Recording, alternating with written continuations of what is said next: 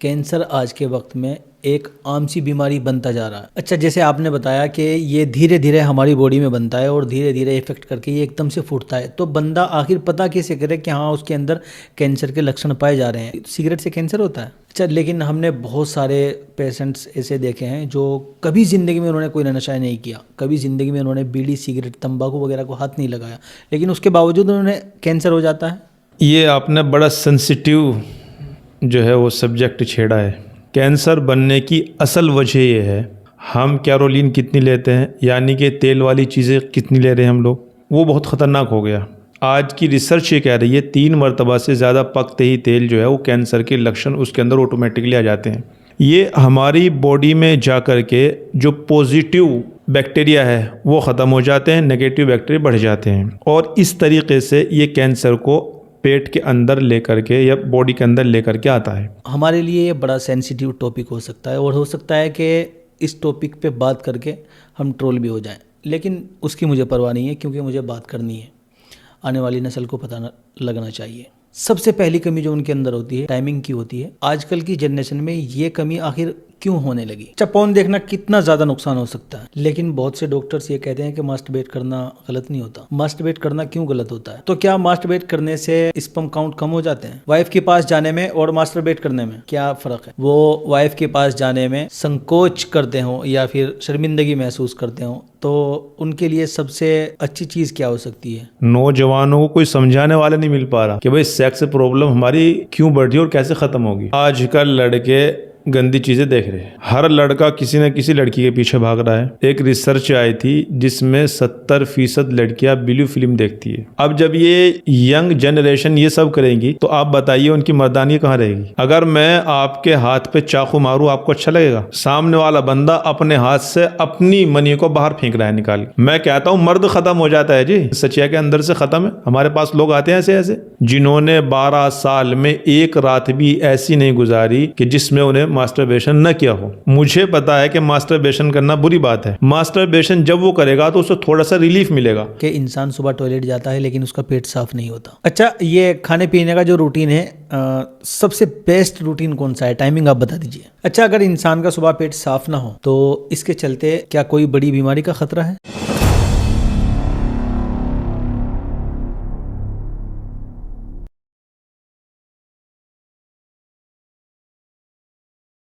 Hello दोस्तों, welcome back to our YouTube channel talks with Chaudhary.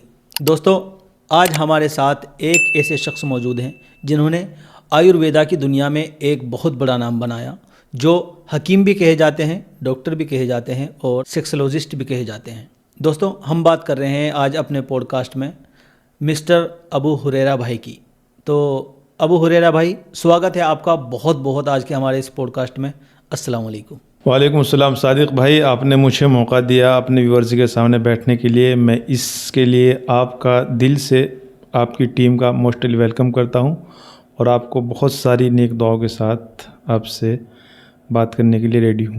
आपका setup बहुत ज़बरदस्त है, आपकी टीम वंडरफुल है, और आपका पूरा सेटअप देख के, आपकी टीम की एक्टिविटी देख के मेरा दिल बाग बाग हो गया। मैं बहुत खुश हूँ जी। तो मैं सबसे पहले आपसे ये जानना चाहता हूँ कि आज के वक्त में छोटे बच्चे हों या बड़े हों, उनके अंदर एक चीज़ की कमी हो जाती है, वो है ब्लड। खून की अगर कमी हो जाए तो उसको जल्दी से जल्दी कैसे रिकवर किया जा सकता है? ब्लड की जो कमी आ जाती है उसको रिकवर करने के लिए बेहतरीन है, अभी गाजर का मौसम है, गाजर चल रही है, गाजर, चुकंदर और अनार का जूस ये बना ले और 11 दिन तक मुसलसल पी ले। कई पॉइंट खून यूँ ही बन जाएगा, ऐसे बढ़ जाएगा।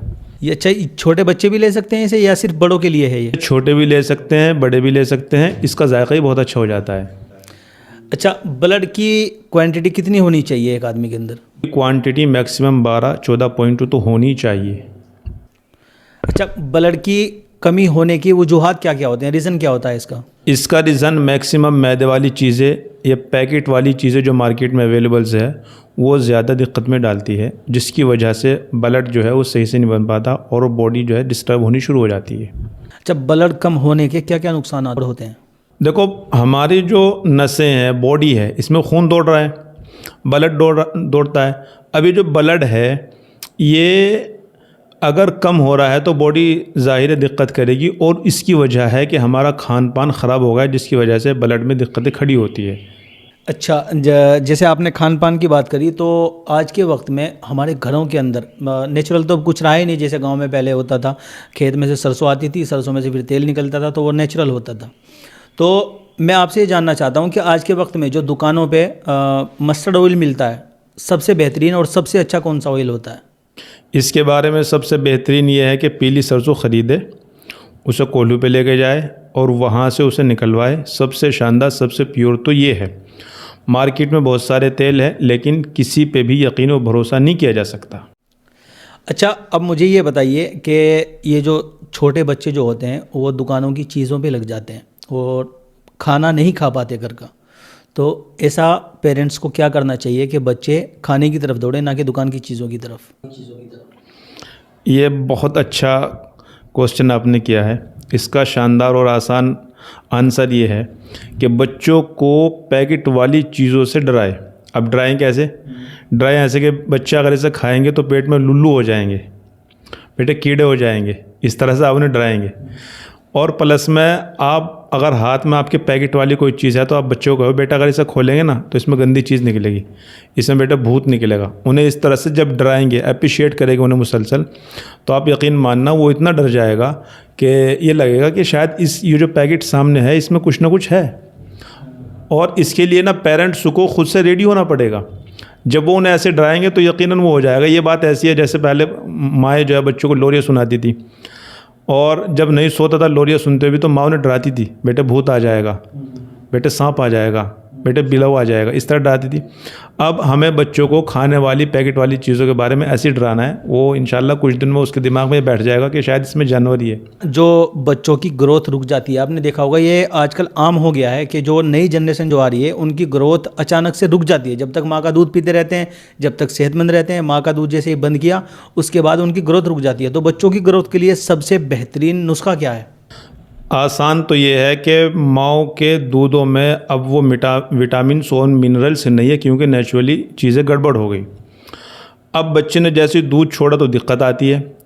उसके लिए बेहतरीन ये है कि उस बच्चे को हम शुरू से ही नेचुरली चीज़ों पे लेके आएँ। फॉर एग्ज़ाम्पल हम उसे जूस पिलाएं, हम उसे जो है अच्छी चीज़ें, गुड़ वाली चीज़ें या बादाम, अखरोट, पिस्ता, इस तरह की चीज़ें उन्हें घर पे बना के खिलाएं। ये आहिस्ता आहिस्ता जब उसकी बॉडी में जाएगा तो आप देखना यकीनन वो बहुत तेज़ी के साथ ग्रोथ करेगा। और प्लस में माएँ जब घरों में और किचन में अच्छी चीज़ें बनाएगी, नेचुरल चीज़ें बनाएंगी, बच्चों को बताएगी और वो खाएगा, तो आप देखना उसकी बॉडी में खुद ब खुद बदलाव नज़र आएगा। अच्छा, ऐसी कौन सी चीज़ है जो बच्चों को रेगुलर दी जा सकती है जिसका कोई नुकसान ना हो, साइड इफ़ेक्ट ना हो? बच्चों को देने के लिए सबसे बेहतरीन ये है कि आप बच्चों को गुड़ की आदत डालें। गुड़ जो है पेट के लिए, इम्यूनिटी के लिए बहुत शानदार चीज़ है, और बच्चा जायके में और मौज मस्ती में इसे खा भी लेता है और बहुत इजी भी है। वो मीठा मीठा भी रहता है, बच्चा उस पर जल्दी लग जाता है। अच्छा, मुझे एक बात और बताइए, चलो जब तक बच्चा नादान है, बोलना सीख रहा है, तो जब तक हम उसे बता सकते हैं कि इसके ये बेटा इसे मत खाना, इसमें ये है वो है जो आपने बताया अभी। लेकिन बच्चा जैसे ही थोड़ा सा बड़ा होने लगता है तो आज के टाइम में एक बीमारी और लग गई है, बर्गर और पिज़्ज़ा की। तो सबसे पहले तो मुझे ये बताइए, जंक फूड जो होते हैं, फास्ट फूड वगैरह, ये कितने नुकसानदेह हैं और किस उम्र में इंसान इन्हें खा सकता है?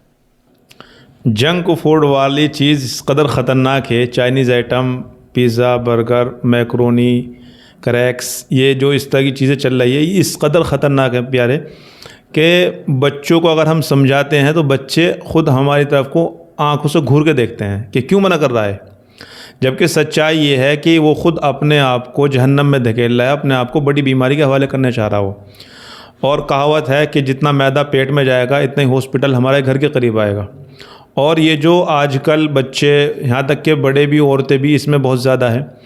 ये सिर्फ ज़बान का टेस्ट है। ये ज़बान से नीचे जैसे गले से नीचे जाएगा तो पेट की बीमारी और उलझने और परेशानी ऑटोमेटिकली शुरू हो जाएगी। और बच्चों को इससे रोकने के लिए सबसे इजी ये है कि बच्चों को उससे भी स्वादिष्ट चीज़ें, उससे भी अच्छे पकवान घर पे बनाए खिलाएं। अच्छा, हमने सुना है कि फ़ास्ट फूड जो होते हैं उनका एक नुकसान ये भी होता है कि इंसान के अंदर फैट आने लगता है और वो मोटा हो जाता है। तो इस बात में कितनी सच्चाई है?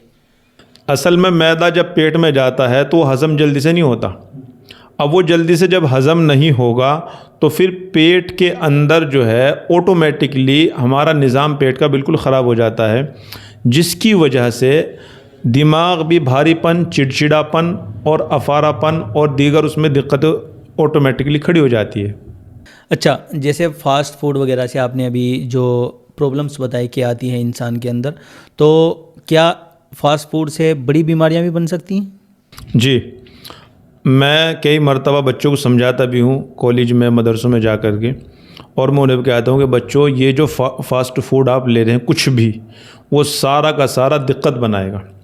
प्लस में आप देखना ये जो बच्चे जंक फूड ले रहे हैं, जो भी ले रहे हैं, ये कुछ वक्त के बाद ही इंसान को बीमारी की तरफ लेकर आता है, और ज़्यादातर रेशियो कैंसर का वो जंक फूड, फास्ट फूड या फ्राई वगैरह होता है। अच्छा, जैसे फास्ट फूड कोई कंटिन्यू खा रहा है और काफ़ी टाइम से खाता चला आ रहा है, तो जाहिर सी बात है एकदम से इसके नुकसान ज़ाहिर नहीं होते, लेकिन कैसे पता चलता है कि हाँ हमारी बॉडी इससे इफ़ेक्टेड हो रही है? सबसे पहली बात यह है, फास्ट फूड खाने वाला इंसान का पेट ठीक हो ही नहीं सकता, ठीक रह ही नहीं सकता, एक बात। दूसरी बात, उसके मिजाज में ऑटोमेटिकली चिड़चिड़ापन आ जाता है। और तीसरी बात यह है कि वो इंसान पेट का मरीज़ होगा, पेट का मरज़ अगर ठीक नहीं होगा तो बवासीर में ऑटोमेटिकली वो पहुंच जाता है। और मैक्सिमम लोग जो बवासीर के मरीज़ है वो ये तो चाय के या कोल्ड ड्रिंक के या फ्राई के या ऐसे ही फास्ट फूड के जो है बहुत ज़्यादा आदी होते हैं। अच्छा, जैसे आपने अभी बात करते करते बात निकल के आई कोल्ड ड्रिंक्स, क्या हमने बहुत सी वीडियोस देखी हैं और सुना भी है कि ये जो कोल्ड ड्रिंक्स हैं, किसी भी ब्रांड की हो, हम किसी ब्रांड का नाम नहीं लेंगे, ये कितनी ज़्यादा नुकसानदेह है इंसान की सेहत के लिए? हम जो घर की बैतुल खला है वो हार्पिक से धोते हैं। अगर किसी भी कोल्ड ड्रिंक से आप धोएंगे तो घर की बैतुल खला हार्पिक से भी ज़्यादा अच्छी साफ़ हो जाएगी। इससे आप अंदाज़ा लगा लिए इसमें किस कदर ख़तरनाक केमिकल्स डले हुए हैं। अच्छा, केमिकल्स में, इस कोल्ड ड्रिंक्स में ऐसा कौन सा केमिकल होता है कि ये इतनी ज़्यादा ख़तरनाक है?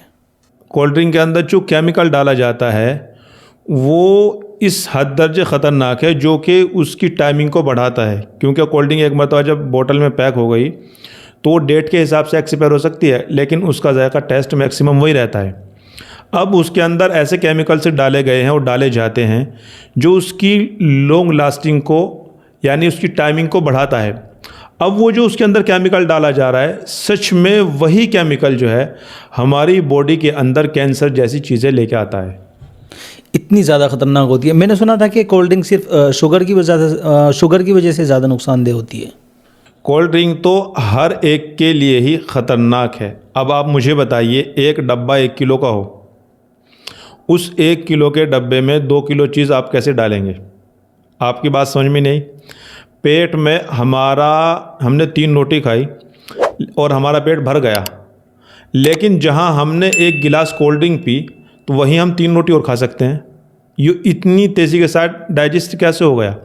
पता चला कि इसके अंदर जो केमिकल्स डाले गए हैं वो इतने ख़तरनाक है कि अगर केंचुए के ऊपर भी डाल दिया जाए तो केंचुआ भी उसमें तड़प के मर जाएगा। अच्छा, जैसे 1 लीटर कोल्ड ड्रिंक होती है तो उसमें कितनी मात्रा में केमिकल और चीनी या शुगर मिलाई जाती है?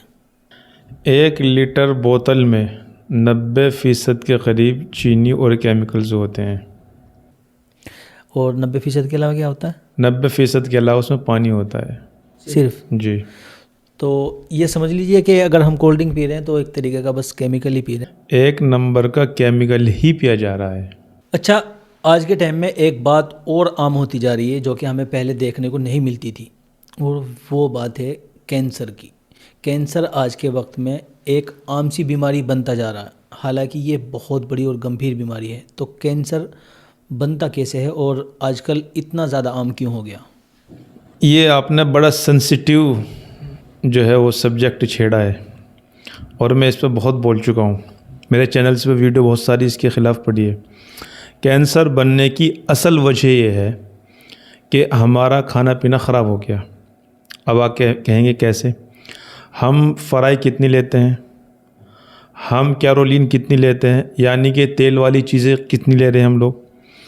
आप मान लीजिएगा कि आप फ्राई खाते हैं, आप समोसा खाते हैं, आप तली हुई चीज़ें, भुनी हुई चीज़ें खाते हैं, तो इसके अंदर जो तेल है वो बहुत ख़तरनाक हो गया।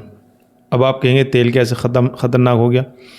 तेल के अंदर कुदरत ने ताकत रखी है कि अगर इसे 3 मरतबा से ज़्यादा पका लेंगे, आज की रिसर्च ये कह रही है 3 मरतबा से ज़्यादा पकते ही तेल जो है वो कैंसर के लक्षण उसके अंदर ऑटोमेटिकली आ जाते हैं। और आपने हलवाई की दुकान पे देखा होगा कि तेल पकते पकते काला हो जाता है, वो बंदा ख़त्म नहीं कर सकता उसे, क्योंकि उसका वो कारोबार है। अगर तेल कम हो जाता है तो उसमें और ऐड कर देता है, लेकिन ख़त्म नहीं होता, तेल पकते पकते काला पड़ जाता है। अब ये जो पकते पकते तेल हमारे पेट में जाता है समोसे के ज़रिए, फ्राई के ज़रिए या और दीगर चीज़ों के ज़रिए, ये हमारी बॉडी में जा कर के जो पॉजिटिव हमारे अंदर बैक्टीरिया है वो ख़त्म हो जाते हैं, नेगेटिव बैक्टीरिया बढ़ जाते हैं, और इस तरीक़े से ये कैंसर को पेट के अंदर लेकर के या बॉडी के अंदर लेकर के आता है। इस मिसाल को मैं और समझाऊँ अगर आपको, आपने देखा होगा कि पहाड़ों में एक ज्वाला होता है, ज्वाला। अब ये जो ज्वाला फटता है जी, ये एकदम नहीं होता, ये एकदम तैयार नहीं होता, बल्कि ये बहुत आहिस्ता आहिस्ता से बॉडी में तैयार होता है। और जब ये बॉडी के अंदर तैयार होता है जी, तो जैसे पत्थरों में ज्वाला होता है, वो आहिस्ता आहिस्ता तैयार होकर के फिर फटता है, और फटने के बाद नदी नालों में पहुंचता है, फिर वो हमारे खेतों में आता है। ठीक ऐसे ही हम जो खा रहे हैं, फ्राई खा रहे हैं या मैदे वाली चीज़ें खा रहे हैं, ये हमारी बॉडी के अंदर जाती रहती है, हमारे अंदर नेगेटिव ऊर्जा बनती रहती है। यानी हमारी बॉडी में ऐसे बैक्टीरिया तैयार होते हैं जो कैंसर को रेडी करते हैं। अब 10, 15, 20 साल के बाद पता चलता है कि जी मुंह में कैंसर हो गया जी, पता चलता है कि जी लीवर में कैंसर हो गया जी, पता चलता है कि जी किडनी में कैंसर हो गया, पता चलता है कि जी पेट में किस जगह पर कैंसर हो गया। अभी जब आदमी सुनता है तो सोचता है यार एकदम कैसे कैंसर हो गया। सच ये है कि एकदम कैंसर नहीं हुआ। जैसे ज्वाला पहाड़ के अंदर बनता रहता है और जो पक जाता है तो फूट के निकलता है, सेम ऐसे ही हमारी बॉडी में 10-15 साल तक ये चीज़ें चलती रहती है, जिसका हमें कुछ पता नहीं होता। एंड टाइम पे जब ये रेडी हो जाता है, अब ये फटता है। ये चीज़ें हैं जो कैंसर को बनाती है। ऐसा ही जो हम सुबह में टूथपेस्ट करते हैं, वो भी कैंसर को हमारी बॉडी में रेडी करता है। अच्छा, टूथपेस्ट कैसे कैंसर रेडी करता है हमारी बॉडी में? टूथपेस्ट के अंदर जो चीज़ें डाली जा रही है वो नेचुरली है, बट उसकी लॉन्ग लास्टिंग के लिए, उसकी टाइमिंग के लिए जो केमिकल डाला जा रहा है वो इतना ख़तरनाक है कि वो जीभ पे लगते ही, सुबह में टूथपेस्ट जो लेते हैं वो जीभ पे लगते ही हमारी बॉडी के अंदर उसका टेस्ट जाता है, और हमारी बॉडी में जब वो जाता है जी, तो वो हमारी बॉडी में जा कर के नेगेटिव बैक्टीरिया तैयार करता है और कैंसर वाले बैक्टीरिया रेडी करता है। और मज़े की बात बताऊँ मैं आपको, हम जो ब्रश करते हैं, इस पे रिसर्च पढ़ रहा था मैं चाइना की एक, जो ब्रश करते करते 3 महीने से ज़्यादा हो गया, वो 3 महीने से ज़्यादा होने के बाद वो कैंसर के बैक्टीरिया हमारी बॉडी में रेडी करता है जी। टूथब्रश? जी, ब्रश जिसको हम करते हैं, 3 महीने से ज़्यादा अगर वो हो गया तो वो हमारी बॉडी के अंदर कैंसर वाले लक्षण खड़े करने शुरू कर देता है। अच्छा, टूथब्रश पे जो उसका जो मुंह होता है जिस पे दांतें वगैरह लगे रहते हैं, वो बनता किस चीज़ से है? वो बनता किस चीज़ से, सच्चाई ये है, इसकी अलग अलग बातें हैं, लेकिन ये प्लास्टिक होती है, ये प्लास्टिक से तैयार होता है। बेहतरीन सजेशन ये है मेरा कि 2 महीने यूज़ करे, ब्रश को हटा दे, और बेहतर ये है कि टूथपेस्ट और ब्रश कोई भी यूज़ ना करे, नेचुरली चीज़ मिसवाक का यूज़ करे, ये ज़्यादा पावरफुल है। अच्छा, जैसे आपने बताया कि ये धीरे धीरे हमारी बॉडी में बनता है और धीरे धीरे इफेक्ट करके ये एकदम से फूटता है, तो बंदा आखिर पता कैसे करे कि हाँ उसके अंदर कैंसर के लक्षण पाए जा रहे हैं? क्या एक्टिविटी होनी शुरू होती है? जब बॉडी में चीज़ें आती है, अभी हमारे एक दोस्त हैं मेरठ के, उन्हें अचानक से बुखार आया। बुखार आने के बाद पता चला कि भाई खून कम है, ब्लड कम है। अब वो जो उनकी रिपोर्ट कराई कि भाई कम हो गया होगा, डॉक्टर ने उनके जो है वो इंजेक्शन वगैरह की, दवाई की, लेकिन कंट्रोल में नहीं है ये बात, तो रिपोर्ट कराई और एक डॉक्टर को शक हुआ कि यार इतना तेज़ी के साथ 6 पॉइंट पे आ जाना क्या मतलब है ब्लड का। वो जो रिपोर्ट गई, वो जो वहाँ से रिपोर्ट हो गई, तो पता चला कि इसके ब्लड कैंसर हो गया इसे। अब बंदे को कुछ भी पहले कोई ख़बर नहीं, बस ऐसे अचानक से बुखार आया और वो हो गया। और मैं एक मज़े की बात बताऊं, जिस इंसान को कैंसर होगा उसकी जर्नी आप पीछे की उठा के देखेंगे तो वो या तो नशा करता होगा, या गुटखा तंबाकू खाता होगा, या तली हुई चीज़ें या मैदे वाली चीज़ें ज़्यादा यूज़ करता होगा। आप उठा के देख लीजिए किसी का भी। अच्छा, जैसे आपने बीड़ी सिगरेट वगैरह की बात करी, तो सिगरेट से कैंसर होता है? सिगरेट के ऊपर लिखा हुआ होता है जी कि ये हानिकारक है और इससे कैंसर हो सकता है। अच्छा, लेकिन हमने बहुत सारे पेशेंट्स ऐसे देखे हैं जो कभी ज़िंदगी में उन्होंने कोई नशा नहीं किया, कभी ज़िंदगी में उन्होंने बीड़ी सिगरेट तंबाकू वगैरह को हाथ नहीं लगाया, लेकिन उसके बावजूद उन्होंने कैंसर हो जाता है। मैंने आपको बताया जी कि ये तो मैदे की चीज़ों से जुड़ा हुआ होगा, या फ्राई से, या और दीगर चीज़ों से वो जुड़ा हुआ होगा, या अगर वो कुछ भी नहीं कर रहा तो जी वो ब्रश तो ज़रूर कर रहा होगा, और यहाँ कहीं ना कहीं वो यकीनन जुड़ा हुआ है जिसकी वजह से कैंसर हो ही जाता है। तो क्या एक टूथ ब्रश जो हमारी डेली के इस्तेमाल में है, डेली की यूज़ में है, वो इतनी ज़्यादा नुकसानदेह हो सकती है? आपने देखा होगा जी, हमारे जो पूर्वज थे वो मिसवाक करते थे। ये आजकल चूँकि हमने नेचर को छोड़ दिया और कल्चर को पकड़ लिया, जिसकी वजह से ये समस्या खड़ी हो रही है। अब मैं आपको छोटी छोटी बातें बता रहा, आप सोचोगे यार ये क्या किस तरह बता रहे हैं, जबकि रियलिटी और सच्चाई यही है। जैसे आपने मुझे बताया कि टूथ ब्रश से भी जो है मतलब कैंसर हो सकता है, तो क्या कोई ऐसा भी टूथपेस्ट है जो जो नुकसान देना हो, जो नेचुरली हो, या कोई किसी कंपनी का कोई ब्रश हो? क्योंकि ये डेली के यूज़ की चीज़ है, और इंसान मुझे नहीं लगता कि जो ब्रश करना शुरू जो करते हैं ब्रश वो छोड़ सकते हैं। सच्चाई ये है कि इसकी लॉन्ग लास्टिंग बढ़ाने के लिए जो केमिकल यूज़ किया जाता है वो हर केमिकल जो है हर टूथपेस्ट में डाला जाता है। उसकी वजह ये है कि उसका कोई तोड़ है नहीं, नेचुरली चीज़ इतनी लंबी रुकेगी नहीं। आप एक बात बताइए, आप अगर नेचुरली आम का जूस निकालेंगे तो आम का जो जूस होगा जी वो फ्रिज में कितने दिन रह सकता है? 24 घंटे, 72 घंटे। लेकिन जो जूस मार्केट में अवेलेबल्स है वो आप सालों सालों रखें, ख़राब नहीं होगा जी। उसको रोकने के लिए केमिकल्स का यूज़ किया जाता है, और ये जो केमिकल्स है यही हमारी बॉडी के लिए नुकसान की चीज़ है। इसका मतलब ये जो बाहर स्ट्रीट पे हम देखते हैं जूस वगैरह मिलते हैं, तो ये भी ख़तरे से खाली नहीं है? जो नेचुरली निकाल के बेच रहा है वो ख़तरे से में नहीं है, बट जो पैकिंग के साथ आ रहा है वो ख़तरे में है।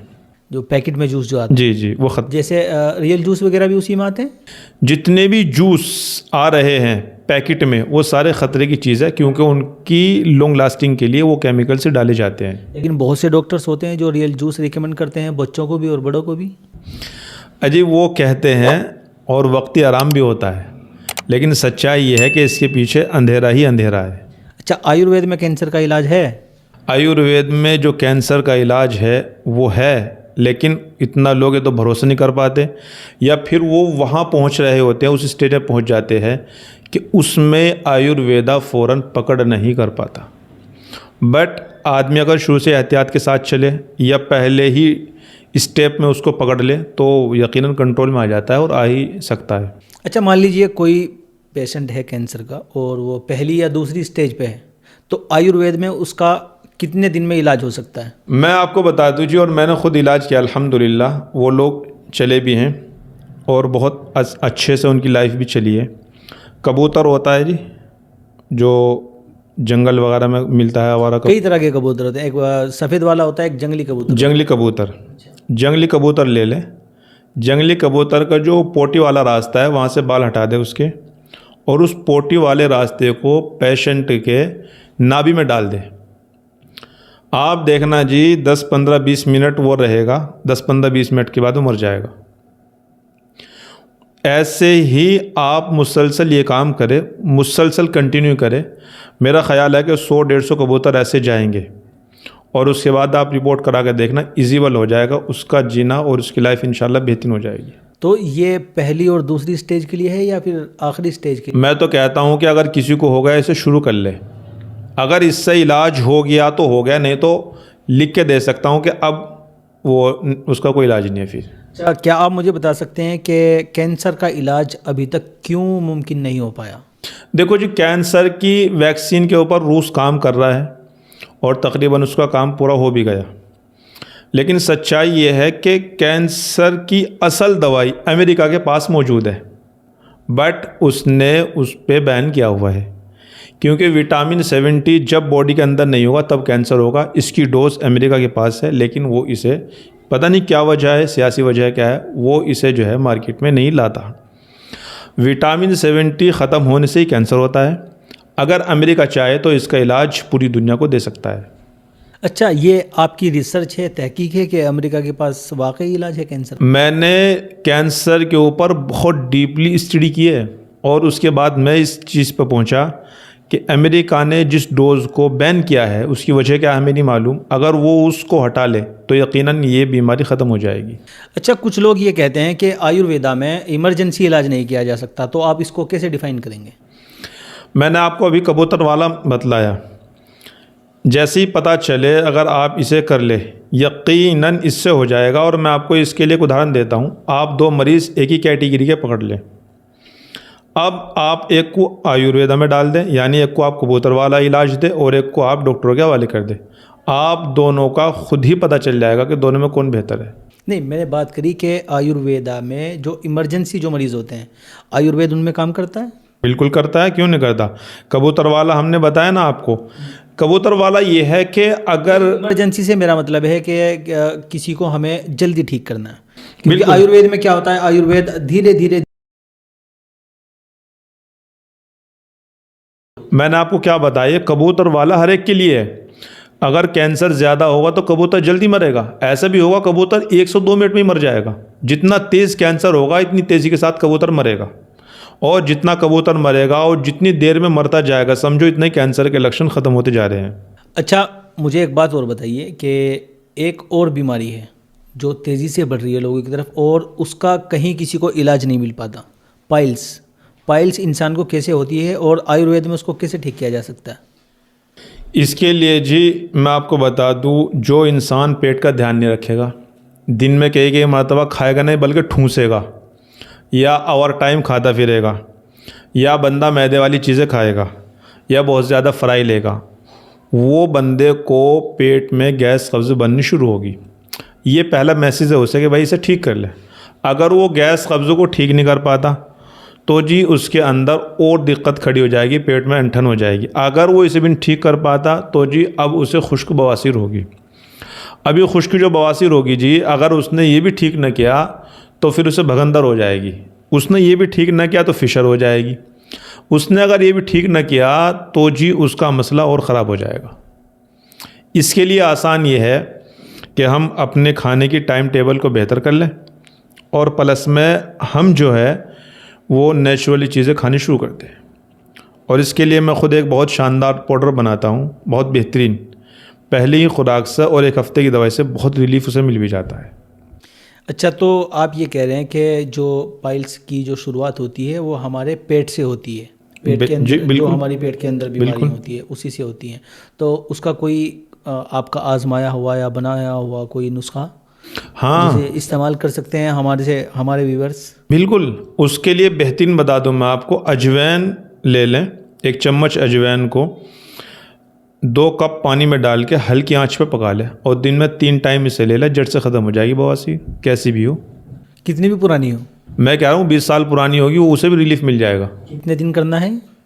इससे 21 दिन कर लें। अच्छा, जैसे बहुत से लोग ऐसे होते हैं, मैंने देखा भी है, वो भी हाल फिलहाल में हमारे गांव में मौतें भी हुई हैं इस तरह से। एक बुखार जो होता है इंसान के अंदर, हड्डियों के अंदर जो बुखार चला जाता है वो जाता ही नहीं है, अंग्रेज़ी दवा से तो बहुत बमुश्किल जाता है। तो जो बुखार हड्डियों के अंदर चला गया तो आयुर्वेद में उसका किस तरीके से इलाज हो सकता है? उसका तो जी बहुत आसान, और 3 पुड़ियों में इलाज है उसका, बहुत आसान बता रहा हूँ मैं आपको।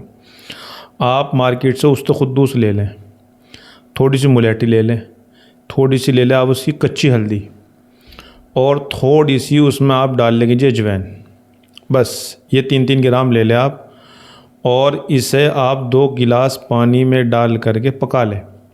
जब वो आधा पौना गिलास रह जाए उसे पी ले जी, और उसे छान के ढक के रख दे, शाम में भी उसे बना के पी ले, इंशाल्लाह हड्डियों से भी बुखार निकल जाएगा और 3 पुड़ियों में लाजमी निकल जाएगा जी। अच्छा, मैं एक टॉपिक और है जिस पे मैं आपसे बात करना चाहता हूँ, क्योंकि हमारे चेहरे पे दाढ़ी है और माशाल्लाह आपके चेहरे पे दाढ़ी के साथ साथ टोपी भी है, तो हमारे लिए ये बड़ा सेंसिटिव टॉपिक हो सकता है और हो सकता है कि इस टॉपिक पे बात करके हम ट्रोल भी हो जाएं, लेकिन उसकी मुझे परवाह नहीं है क्योंकि मुझे बात करनी है।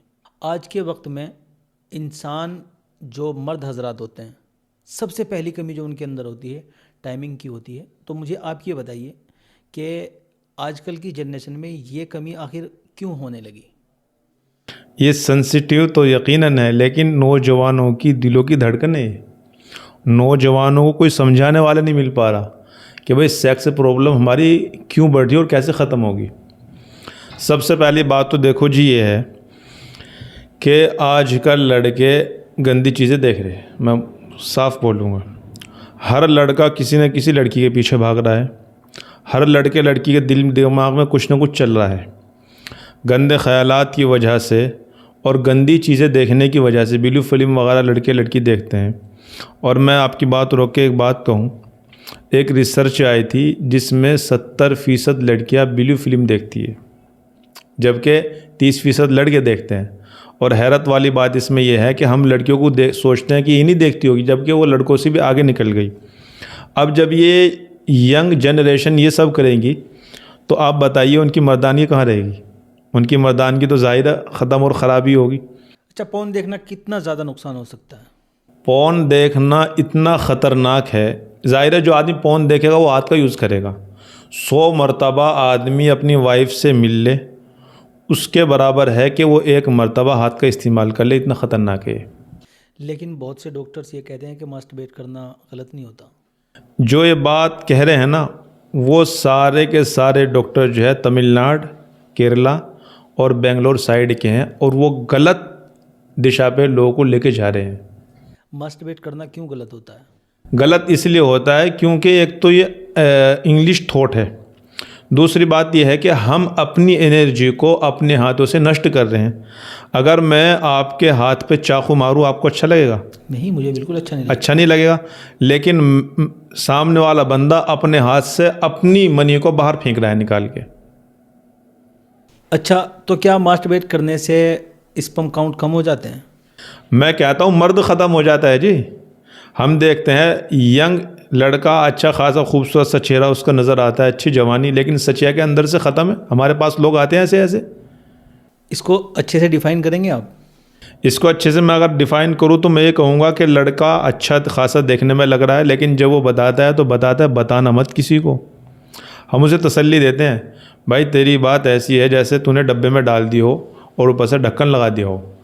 अब वो बताता है जी कि जी मैंने छुप छुप के मैंने ब्लू फिल्म देखी है। और आप हैरत में जाएंगे, मुझे ऐसे ऐसे बंदे मिले हैं जिन्होंने 12 साल में एक रात भी ऐसी नहीं गुजारी कि जिसमें उन्हें मास्टरबेशन न किया हो। अब देखिए 12 साल तक जब बंदा ऐसा करेगा तो कैसे होगा? मैंने उससे कहा भाई क्यों ऐसा हुआ? उसने मुझे बताया कि जी वजह यह है कि मैं अगर नहीं करता था मुझे नींद ही नहीं आती थी। यानी उसका ये बॉडी के हार्मोन्स जो है इस चीज़ को एक्सेप्ट करने लगे थे कि हाथ का यूज़ कर तो मैं सुकून में आऊँगा, हाथ का यूज़ नहीं करूँगा तो मैं सुकून में नहीं आऊँगा। वो नशे वाली हालत में चले गए थे वो लोग। अच्छा, कुछ लोग या आम आदमी जो होता है मास्टरबेट को इसलिए भी सही समझता है कि जिस तरीके से हम अपनी वाइफ के पास जाते हैं इसी तरीके से मास्टरबेट करने से हमें सेटिस्फेक्शन मिल जाता है और वाइफ के पास जाने से भी सेटिस्फेक्शन मिल जाता है। तो वाइफ के पास जाने में और मास्टरबेट करने में क्या फ़र्क है? मुझे आप ये बताओ जी, अगर मैं आपको शराब दूँ आप पियेंगे? नहीं, मैं क्यों भी, वो तो गलत चीज़ है ना। गलत चीज़ें नहीं पियेंगे। मुझे पता है कि मास्टरबेशन करना बुरी बात है, तो मैं मास्टरबेशन क्यों करूँगा? लेकिन चूँकि मेरे दिमाग में खुराफात भर गई और दिमाग में तनाव आ गया, अब उस तनाव को ख़त्म करने के लिए मास्टरबेशन करेगा बंदा। मास्टरबेशन जब वो करेगा तो उसको थोड़ा सा रिलीफ मिलेगा। लेकिन ये ऐसे ही हुआ कि जैसे हमने मज़े में एक दिन तो शराब पी ली, लेकिन अगले दिन फिर तबीयत करने लगी। क्या एक मरतबा शराब पीने से आदमी एक रात ही तो सोएगा ना? अगली रात के लिए अगला पौवा लेना पड़ेगा। अब अगर मैंने आज मास्टरबेशन किया तो मुझे आज तो सुकून मिल गया, लेकिन कल को फिर दिमाग में वही वाली बातें चलेगी, वही थॉट से चलेंगे, तो फिर मैं अगली मरतबा करूँगा। अब ये बंदा ऐसे कर करके अपने आप को एक आदी बना लेता है मास्टरबेशन का। अब हालत ये हो जाती है इस बंदे की कि बंदा जब शादी तक पहुँचता है तो ये ख़त्म हो गया होता है। और इसलिए बंदा औरत के लायक नहीं रह पाता। अच्छा, अब मुझे ये बता दीजिए, आपने बीमारी बता दी, अब मुझे इसका इलाज बता दीजिए कि जिन लोगों ने मास्टरबेशन इतना ज़्यादा कर लिया हो कि वो वाइफ के पास जाने में संकोच करते हों या फिर शर्मिंदगी महसूस करते हों, तो उनके लिए सबसे अच्छी चीज़ क्या हो सकती है? बेहतरीन चीज़ बता रहा हूँ जी, ऑन कैमरा, और दिल की बात बता रहा हूँ, आप इसे नोट कर लेना। काजू, बादाम और अखरोट, इन तीनों का तेल ले लें। इन तीनों का तेल जितना लेंगे उसका डबल शहद ले लें और इन्हें हल्की आंच पर पका लें। हल्की आंच पर जब ये आधा रह जाए, इसे किसी जार में या कंचे की बोतल में इसे जो सेव कर लें और 2-2 चम्मच सुबह और शाम दूध के साथ लेना शुरू कर दें। उसकी बॉडी की पूरी की रिकवरी हो जाएगी जी। और लड़का ये कहेगा, भाई तुमने क्या चीज़ बताई थी, यकीन मानिए आप मुझे थैंक यू बोलेगा वो। अब मुझे ये बताइए कि अगर किसी के स्पर्म काउंट कम हो जाए तो उनको बढ़ाया जा सकता है? मैं कहता हूँ स्पर्म अगर उसके कुदरती थे लेकिन उसने गड़बड़ कर करके ख़त्म कर दिए, वो भी यकीनी तौर पे हो जाते हैं और वो बहुत आसानी से बन भी जाते हैं। बहुत आसान है, कोई मसला नहीं है उसका, बन जाएंगे वो। अब आप कहेंगे कैसे बनेंगे, तो उसके लिए बहुत आसान बता रहा हूँ मैं आपको। इमली ले ले, इमली के बीज आते हैं, इमली के बीजों का पाउडर बना ले, सुबह शाम 1-1 चम्मच ले ले, इंशाल्लाह ख़त्म स्पर्म भी उसके बन जाएंगे और बहुत आसानी से बन जाएंगे। अच्छा, इसी तरीके से एक बीमारी और बढ़ती जा रही है हमारे अंदर कि चलो मर्द तो छोड़ो, औरतें भी माँ बनने के काबिल नहीं रहती, तो उनके अंदर क्या कमी होती है? कि ये तो जी मैं आपको बता दूं, औरतें बाहर की चीज़ें तो खाती हैं, प्लस में जो रंग वाली चीज़ें हैं, फॉर एग्ज़ाम्पल ज़र्दा हो गया, फ्राई कलर वाली हो गई, या ऐसे ही जो आइसक्रीम आती है कलर वाली आती है, या ऐसे ही चॉकलेट जो कलर वाली आती है, ये कलर वाली जितनी चीज़ें हैं ये सारी की सारी हमारी औरतों की बच्चेदानी में जा कर के गांठ बनाती है, जिसकी वजह से बच्चे नहीं हो पाते। और ये गांठ खून की भी हो सकती है, ये चर्बी की भी हो सकती है और पानी की भी हो सकती है। अगर औरतें चाहती है स्वस्थ रहे तो इन चीज़ों को छोड़ दे। और मैं एक नुस्खा बता रहा हूँ बहुत आसान सा, हमारी बहनें ले ले, एक मार्केट में मिल जाता है अखरोट, टाइट वाला अखरोट, देसी अखरोट जिसे बोलते हैं, और एक मिलता है संगदाना। ये दोनों चीज़ें बराबर ले लें, इनका पाउडर बना लें मेहनत करके, और इनका जब पाउडर बन जाए तो 1-1 चम्मच खाली पेट सुबह शाम ले लें। इंशाल्लाह उसकी बॉडी में, उसकी बच्चेदानी में जो किसी भी तरह की रसोली थी वो इंशाल्लाह ख़त्म हो जाएगी। अच्छा, जो पानी वगैरह की गांठें बन जाती हैं तो उनको कैसे ख़त्म किया जा सकता है? हाँ, उन्हें ख़त्म करने के लिए जो मैंने नुस्खा बताया है संगदाना और अखरोट वाला, ये उसे यकीनी तौर पे ख़त्म कर देगा। और रसोली टाइप जो बन जाता है औरतों के अंदर, वो ऐसा ही लगता है जैसे कोई फोड़ा फुंसी हो गई, उसको कैसे ख़त्म किया जा सकता है? अगर बच्चेदानी में पानी की या चर्बी की या खून की गांठ बन गई तो वो यकीनन इस नुस्खे से ख़त्म हो जाएगी। अच्छा, तो मुझे एक बात और बताइए कि औरत के अंदर जब प्रेग्नेंट हो जाती है, और प्रेग्नेंट वो उस वजह से होती है कि उसके अंदर एग्स बनते हैं, तो बहुत सी औरतें ऐसी हैं कि उनके एग्स बनने बंद हो जाते हैं, तो उसकी वजह क्या होती है? अगर मसला औरत का है कि औरत के एग्स ही नहीं बन पा रहे और उन्हें जो है अच्छे से उनको दिक्कत आ रही है, उसके लिए बहुत आसान बता रहा हूँ, और इतना आसान है कि अगर इसे घर पे लेडीज़ बनाए खा लेगी तो इंशाल्लाह उसे यकीनन जो है फ़ायदा होगा।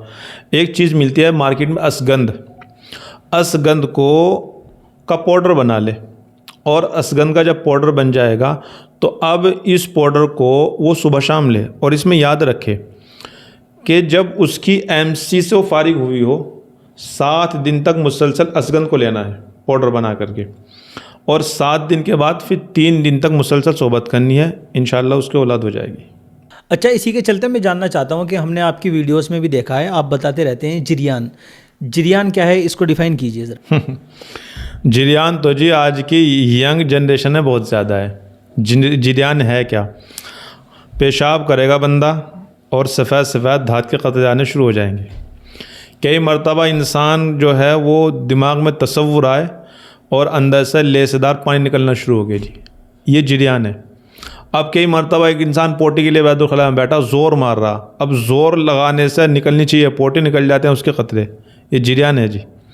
अब इसका सच कहूँ तो 90% यंग इसमें मुलविस है। मुलविस है, हाँ। यही मैं जानना चाहता हूँ कि आप जिरियान को भी डिफाइन कर दीजिए और इसका किस तरीके से इलाज हो सकता है। कोई ऐसा नुस्खा हो तो बता दीजिए। और जब आपने बात कही थी मेरे से, तो इसका इलाज तो बताना पड़ेगा जनरेशन को। ये जो यंग जनरेशन है, अगर इसमें से किसी को भी दिक्कत हो रही है तो मार्केट में खुश्क सिंगाड़ा मिल जाता है, बहुत आसानी से मिल जाता है। इसका पाउडर बना ले, सुबह शाम ले ले इसे दूध से गर्म पानी के साथ, 1 महीना इंशाल्लाह बिल्कुल बेहतरीन हो जाएगा। अच्छा, हमने जब आपकी वीडियोस देखी तो उसमें एक बीमारी का और जिक्र था, वो है ज़कावत हिस्स। इसको डिफ़ाइन कीजिए। ज़कावत हिस्स, ये जो आज की जनरेशन है उनके अंदर बहुत कसरत से बढ़ रहा है। होता ये है कि आदमी का मन कुछ ख्याल आया और ख़्याल आने के बाद उसके अंदर से चिपचिपा पानी निकलना शुरू होता है, या कई मरतबा कपड़े की रगड़ लगती है तो उसकी जो नसें हैं उनमें खलबली मच जाती है। कई मरतबा ऐसा होता है कि बंदे का दिमाग जैसे ही एकदम आया सेक्स की तरफ या कुछ भी थॉट्स है तो उसे लगता है यार शायद कुछ निकल रहा, या निकलने वाला, या निकल गया, या आ रहा है, या आने वाला, उसे ऐसा फील होता है। और कई मरतबा ऐसा होता है कि बंदा बाइक पे चल रहा है, ढल के लगे, ऊपर नीचे हुआ, उसमें भी उसके अंदर से मनी निकल जाती है। कई मरतबा ऐसा होता है कि बंदा कुछ भी उसने टाइट खा लिया, मान लो उसने चिकन खा लिया, मटन खा लिया, और पेट जैसे ही भारी हुआ तो उसे लगता है कि यार कुछ अंदर से निकलता हुआ आ रहा। ये सारी जो कंडीशंस है, ये सारी ज़कावत हिस्स की कंडीशंस है। अगर ऐसा होता है तो बंदा ज़कावत हिस्स का शदीद मरीज़ है। अच्छा, मैं आपसे ये मतलब ज़कावत हिस्स जो आपने बताया, ये बहुत बड़ी बीमारी है जो पानी वगैरह निकलता रहता है उज़्व तनासुल से। तो अब मुझे ये बताइए कि हमारे व्यूवर्स अगर कोई देख रहा है और इस बीमारी से जूझ रहा है तो उसके लिए कोई नुस्खा बताइए। हाँ, ज़कावत हिस्स के लिए आपकी किचन में एक नुस्खा रखा हुआ है, बस उसे उठा के यूज़ करना है। छोटी हरी इलायची ले लेंगे 50 ग्राम, और 50 ग्राम ले लेंगे मोटा धनिया। इन दोनों को महीम कर लेंगे, बारीक कर लेंगे, पाउडर बना लेंगे, और सुबह शाम दूध के साथ खाली पेट लेना है। ये 21 दिन खा ले, इंशाल्लाह ज़कावत हिस्स का मसला बिल्कुल इजीली हल हो जाएगा। अच्छा, इससे जो ज़कावत हिस्स है, इससे नुकसान क्या क्या होता है बॉडी में? ज़कावत हिस्स ऐसा है जी, जैसे एक लकड़ी हो, लकड़ी के अंदर दीमक हो, बाहर से लकड़ी अच्छी दिखाई दे रही लेकिन अंदर उसे दीमक खा रही है। अब जब बंदे को पता चलेगा कि इसमें दीमक है और वो लकड़ी को झाड़ेगा तो लकड़ी अंदर से बिल्कुल खोखली हो चुकी होगी, उसकी मिट्टी बन गई होगी। ऐसे ही ज़कावत हिस्स वाला बंदा अंदर से ख़त्म हो रहा होता है लिंक के रास्ते, क्योंकि उसकी जो एनर्जी है वो लिंक के रास्ते वेस्ट हो रही है और उसे पता भी नहीं चल पाता कि तू कैसे बीमार हो गया। और मज़े की बात ये बताओ आपको कि जिस इंसान को परेशानी हो जाती है उसका दिमाग फतूर में, उसके दिमाग में उल्टी सीधी बातें, ख़यालात, डिप्रेशन, उलझन, यानी कि मानसिक एक तरीके से वो जकड़ा जाता है, इस बीमारी में मुबतला हो जाता है। अच्छा, अब मुझे एक बात और बताइए कि कोई मरीज़ आपके पास आया और वो मरीज़ इस हालत में आया कि वो किसी काम का नहीं है, किसी काम का मतलब किसी भी काम का नहीं है, तो आप उसका किस तरह इलाज करते हैं? किसी काम का क्या मतलब है, क्या नहीं है? मतलब ये है कि वो ना तो वाइफ के पास जाने के काबिल है, ना वो मास्टरबेट करने के काबिल रहा, ना वो इस काबिल रहा कि वो शादी की बात कर सके, ना वो इस काबिल रहा कि वो दोस्तों में बैठ के नस्ल को बढ़ाने की बात कर सके, ना वो इस काबिल रहा कि वो किसी के सामने ये कह सके कि मेरे भी बच्चे होंगे, मैं भी शादी एक दिन करूँगा, क्योंकि वो अंदर से बिल्कुल ख़त्म हो चुका है। तो आप उसका इलाज कैसे करते हैं? ये जो आपने सेंसिटिव टॉपिक उठाया है ना, इसमें तो आज का यंग बहुत ज़्यादा इसमें लगा हुआ है। ऐसे ऐसे पेशेंट आते हैं जी जो बिल्कुल ख़त्म हो गए। मैं कहता हूँ, लोग ये कहते हैं कि ख़ुदकशी करने को जा रहा हूँ। खुदा गवाह है कि मुझे कई लोगों को फ़ोन आया कि जी मैं ख़त्म होने की कगार पे हूँ, मैं मरना चाहता हूँ या मैं मर जाऊँगा। क्यों भाई? क्योंकि जी मैंने हाथ इस्तेमाल किया जी बहुत ज़्यादा, और मैंने मास्टरबेशन कर करके अपने आप को बर्बाद कर लिया, तबाह कर लिया। अब मैं शादी करूँ तो क्यों करूँ, कैसे करूँ, क्यों मैं दूसरे की लाइफ ख़राब करूँ? लोग कहते हैं। अब हम उन्हें बस तसल्ली देते हैं, भाई आपने इतना सब्र कर लिया, थोड़ा सा और वेट कर लो आप और हमारे पास आ जाओ।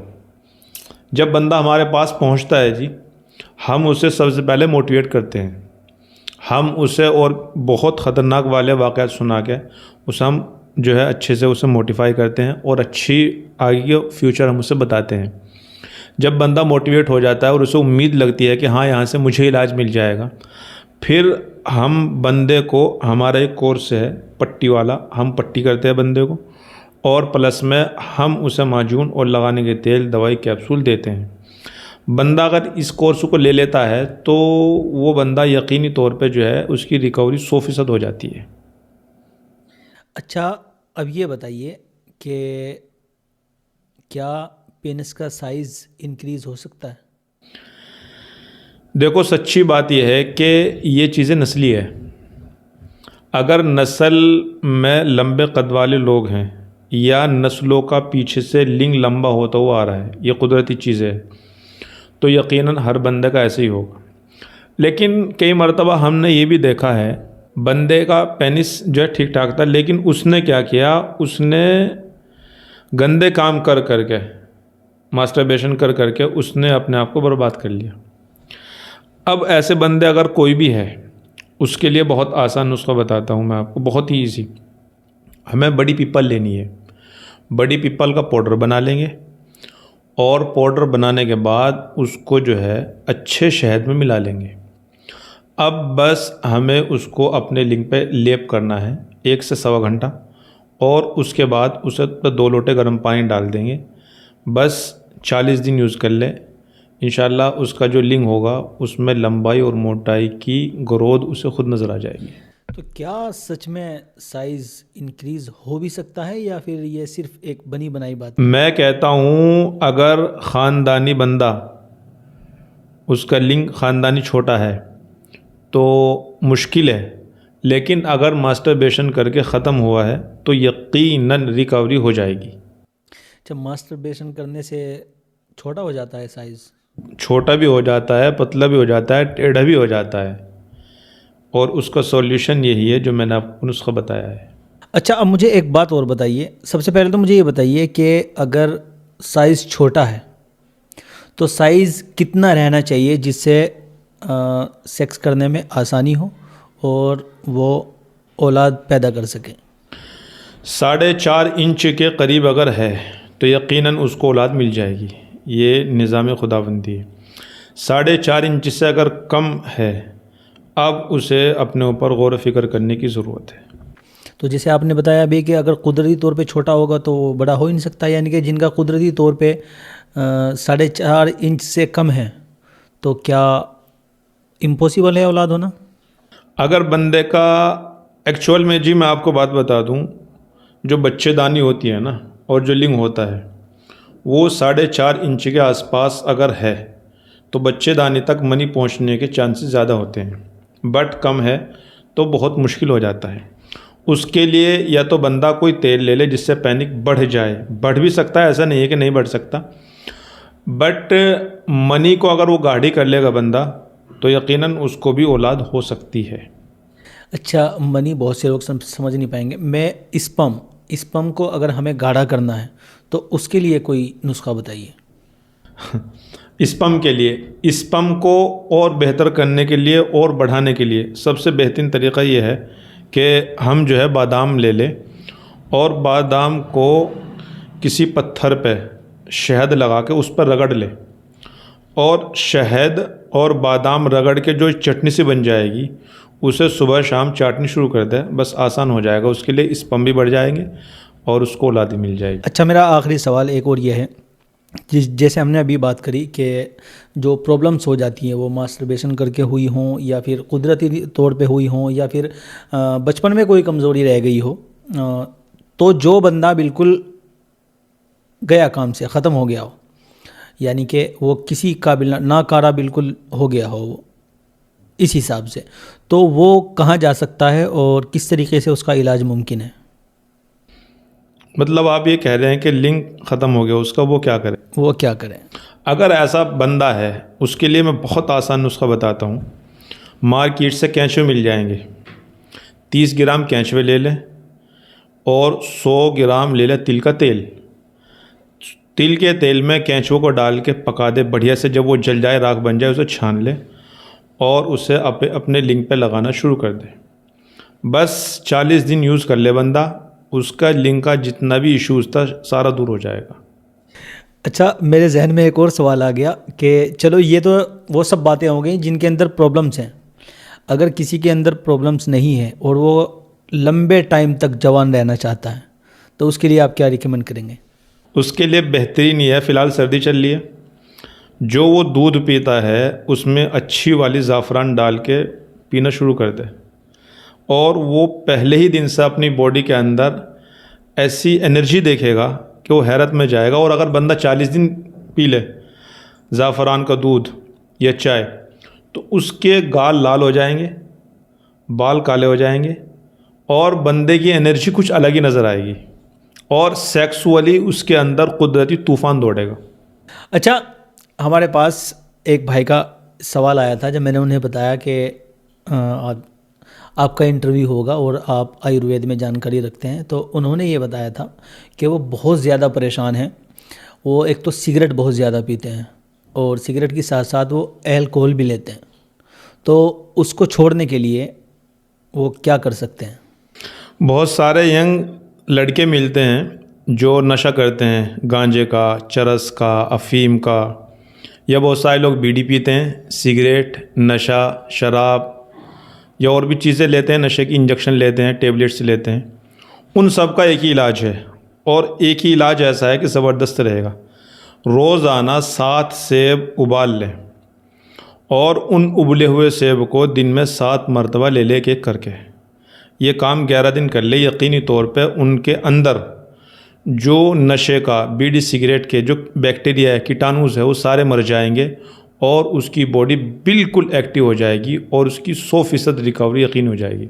तो सेब जो भिगा के हम रखेंगे उनका जूस बना के लेना है या फिर ऐसे ही? मार्केट में जो सेब मिल जाता है, एप्पल्स, ये ही आपको पानी में उबाल लेने हैं अच्छे से। उबला हुआ सेब रोज़ाना लेना है 7 मरतबा दिन में। कितने दिन तक लेना है? 11 दिन। 11 दिन। अच्छा, इससे कोई भी आदत हो, सिगरेट, बीड़ी, गुटखा वगैरह सब छूट जाएगी इससे? यकीनन ये तजर्बे का हमारा मुजर्रब नुस्खा है, आप इसे यूज़ करिए और कराइए। अच्छा, नशों में एक चीज़ और होती है, भांग, गांजा वगैरह जो होता है, वो सूखा नशा बोलते हैं उसे आम भाषा में, तो उसके लिए भी ये काम करेगा या उसके लिए कोई अलग? नशा कितना भी ख़तरनाक हो जी, उसमें ये काम करेगा और 100% काम करेगा।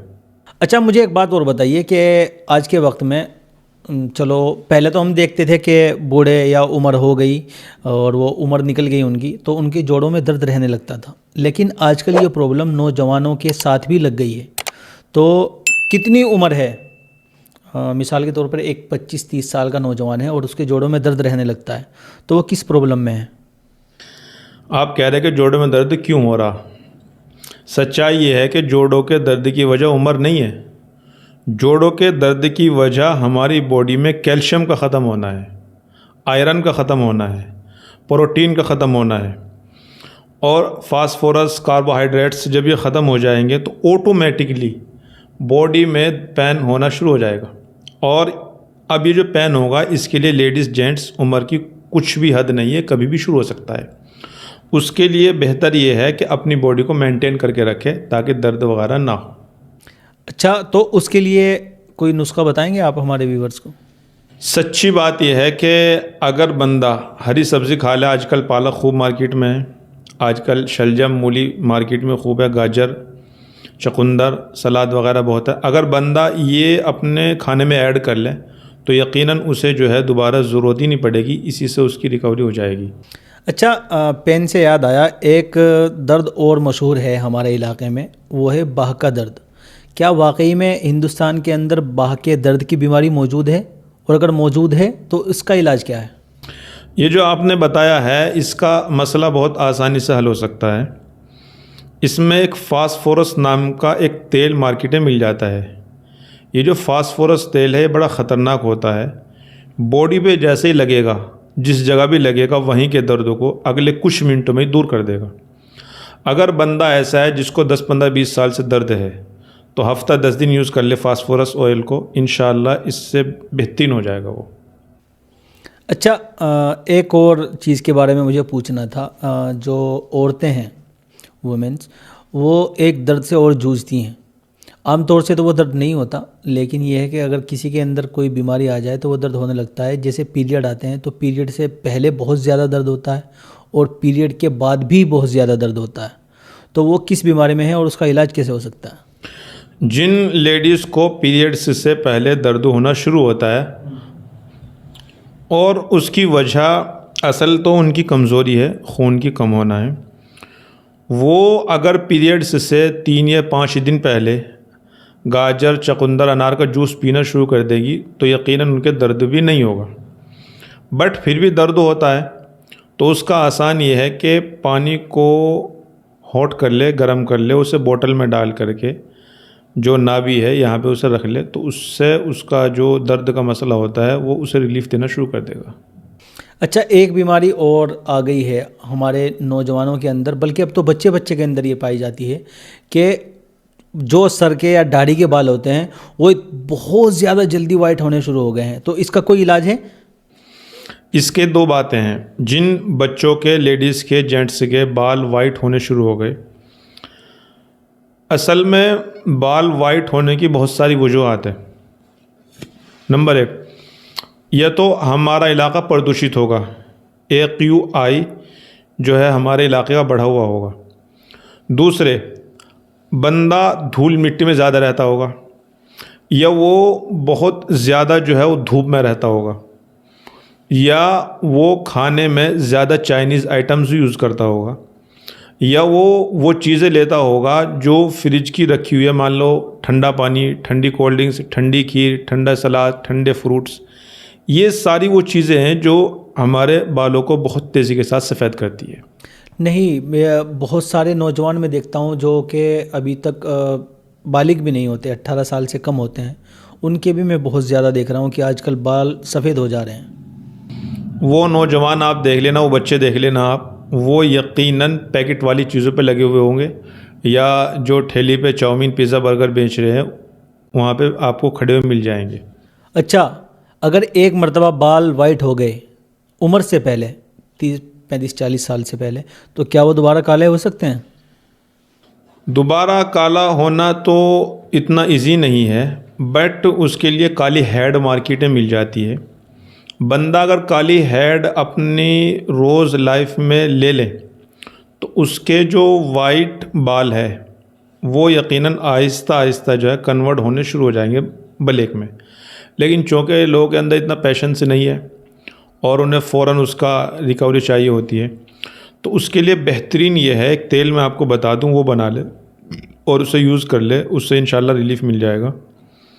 वो मस्टर्ड ऑयल ले ले 1 नंबर, और प्याज, ऑनियन का तेल ले ले, और इन दोनों को बराबर क्वांटिटी में ले करके इसे हल्का सा इसे हीट कर ले, गरम कर ले। अब इसे वो कंटिन्यू यूज़ करना शुरू कर दे, इंशाल्लाह उसे हफ्ते 10 दिन में इसका काफ़ी रिलीफ उसे जो है नज़र आ जाएगा। अच्छा, एक और चीज़ है हेयर से रिलेटेड कि आजकल के नौजवानों के बाल उड़ जाते हैं, उनका सर बिल्कुल एकदम गंजा हो जाता है, जिसकी वजह से वो डिप्रेशन में चले जाते हैं और बाहर आने को भी वो शर्म महसूस करते हैं। तो क्या कोई ऐसा नुस्खा मौजूद है जो उड़े हुए बालों को उगा सके वापस? देखो जी, अगर उड़े हुए बालों को कोई चीज़ ला सकती है तो मस्टर्ड ऑयल और ऑनियन ऑयल ही है जो ला सकता है। अगर ये नहीं ला सकता तो दुनिया की कोई चीज़ ला ही नहीं सकती। अच्छा, तो जैसे बाल उड़ना शुरू हुए, यानी कि किसी के अभी अभी बाल उड़ने शुरू हुए हैं, तो वो क्या कर सकता है? कोई आजमूदा नुस्खा है आपके पास? जी, सबसे बेहतरीन तो ये है कि वो फ्रूट्स और सलाद अपने खाने में ऐड कर ले। दूसरे, वो बंदा अपने बालों पे जो ऑयल लगाएगा तो देसी मस्टर्ड होना चाहिए। अगर देसी मस्टर्ड ऑयल नहीं है तो आपने देखा होगा पहले लोग क्या करते थे, देसी घी भी सिर में लगा ले करते थे। अगर देसी प्योर घी है गाय का, उससे भी अगर वो सर में लगा लेगा तो यकीनी तौर पे उसका मसला हल हो जाएगा। अच्छा, जो बिल्कुल गंजा हो चुका है तो उसका कोई इलाज नहीं है? यह है उसका इलाज, मैंने बताया ना अभी, ऑनियन ऑयल और मस्टर्ड ऑयल, इन दोनों को थोड़ा हीट कर ले, गरम कर ले और इसकी मालिश करनी शुरू कर दे, इंशाल्लाह हल हो जाएगा। अच्छा, अब मुझे ये बताइए कि आज के वक्त में बहुत ज़्यादा परेशानी रहती है और ये मैं कहूँगा कि 80% लोगों के साथ है। सबसे पहली प्रॉब्लम ये होती है कि इंसान सुबह टॉयलेट जाता है लेकिन उसका पेट साफ़ नहीं होता। जी, तो इसके बारे में कुछ बताइए। जिस इंसान का पेट ख़राब होगा उसका खाने का रूटीशन 100% गड़बड़ होगा। फॉर एग्ज़ाम्पल, नाश्ता सुबह का 10 बजे कर रहा होगा, दोपहर का खाना 3-4 बजे ले रहा होगा और शाम का खाना तो जी 10-11 बजे 9 बजे ले रहा होगा। अच्छा, ये खाने पीने का जो रूटीन है, सबसे बेस्ट रूटीन कौन सा है? टाइमिंग आप बता दीजिए। ये जो हमारे पूर्वज बुज़ुर्ग हैं, आपने देखा होगा, ये सूरज निकलने से पहले नाश्ता कर लिया करते थे, 11 बजे तक खाना खा लिया करते थे और शाम में सूरज छुपने से पहले पहले खाना खा लिया करते थे, जिसकी वजह से उनकी उम्र भी लंबी होती थी और वो जोड़ों के दर्द, पेट की बीमारी, बालों का मसला और मर्दानगी उस समय वो आज तक आए ही नहीं। तो अगर बंदे को अपने आप को एक्टिव रखना है तो खाने का निज़ाम ठीक करना पड़ेगा, ये फर्स्ट कंडीशन है। दूसरी बात, बंदे को मैदे वाली चीज़ों से बचना पड़ेगा, तली भुनी चीज़ों से, यहाँ तक कि चिकन से भी बचना पड़ेगा। प्लस में उस बंदे को जो है वो मैदे वाली चीज़ों से, चाइनीज़ आइटम से बचना पड़ेगा और बहुत ज़्यादा तेल वाली तली हुई चीज़ों से बचना पड़ेगा। अगर वो नहीं बचता तो फिर बीमारी उसके अंदर ऑटोमेटिकली, नई नई बीमारी उसके अंदर जो है आनी शुरू हो जाएगी। अच्छा, अगर इंसान का सुबह पेट साफ़ ना हो तो इसके चलते क्या कोई बड़ी बीमारी का ख़तरा है? बिल्कुल, उसके चलते उसे बवासीर भी हो सकती है। जिस इंसान का पेट साफ़ नहीं होता मियाँ, उसके दिमाग में टेंशन, उलझन भर जाती है जिस दिन पेट साफ़ नहीं होता। बवासीर हो सकती है, जोड़ों में दर्द हो सकता है, उलझन का, डिप्रेशन का, टेंशन का शिकार हो सकता है और कोई बड़ी बीमारी भी हो सकती है। अच्छा, मैंने आपकी वीडियोस में देखा है और काफ़ी मर्तबा मैं आपके दवाखाने पे भी आया हूँ, तो वहाँ भी मैंने आपको एक आपका प्रोडक्ट है हलेला, वो शायद आप लाए हैं यहाँ पे। हाँ, ये जो प्रोडक्ट है आपका, ये किस काम का प्रोडक्ट है और इसे किन किन बीमारियों में इस्तेमाल किया जा सकता है? ये तो जी सोना है आपके हाथ में, ये हलेला नहीं, ये सोना है। मैं सच बताऊं, किसी इंसान के पेट में कैसा भी भारीपन हो, तनाव हो और कैसी एसिडिटी बनती हो, कैसी गैस कब्ज़ बनता हो, किसी भी तरह का बंदे का मसला हो, यहाँ तक कि पेट की 70 से ज़्यादा बीमारी में ये काम करता है जी। पहले ही दिन से, पहली खुराक से, पहली चम्मच से ये रिलीफ देना शुरू कर देता है। और बंदे का मसला कितना भी ख़राब हो, मैं कहता हूँ 20 साल 30 साल भी उसका मसला हो, वो जो लोग हार्ड वर्क करते हैं, ये ऑफिशियली वर्क करते हैं, बैठे रहना का काम है, 3 डब्बे खा ले जी, 3 डब्बे खा ले, 40 दिन चले गए, अगर ठीक ना हुआ तो ये डब्बा मेरे मुंह पे ला के मार दे। ये दोस्तों, ये कोई पेड प्रमोशन वीडियो नहीं है और ना ही इसका हमने कोई जो है चार्ज लिया है। बस ये इनकी एक रिक्वेस्ट थी कि ये जो प्रोडक्ट है ये आपके लिए बहुत ही फ़ायदेमंद हो सकता है और ये आपके जो पेट की बीमारियां हैं, जैसे सुबह टॉयलेट जाना, पेट साफ़ ना होना, इसी तरीके से बहुत सारी बीमारियां जो पेट के अंदर होती हैं, ये आपके लिए काम आ सकता है आपको और आपको दिन भर एक्टिव रखेगा। तो अच्छा प्रोडक्ट है, आप ज़रूर इस्तेमाल करके देखें। लिंक आपको हमारे डिस्क्रिप्शन में मिल जाएगा इसका। अच्छा, मुझे ये बताइए कि पेट की ऐसी कौन सी बीमारी है जिसका हमें सबसे ज़्यादा ख्याल रखना चाहिए और किस तरीके से रख सकते हैं? पेट की अगर कोई भी बीमारी हो गई ना, उसका एहतियात के लिए सबसे बेहतरीन है कि सुबह उठ के हम 1 गिलास पानी गर्म पी लें और दोनों टाइम खाने में प्याज, कच्ची प्याज और सलाद का ज़रूर ख्याल रखें। अगर हम ऐसा करते हैं तो हमारी बॉडी और हमारा पेट एक्टिव रहेगा और अगर कोई बीमारी बनती भी है तो उसे रिएक्शन करेगा।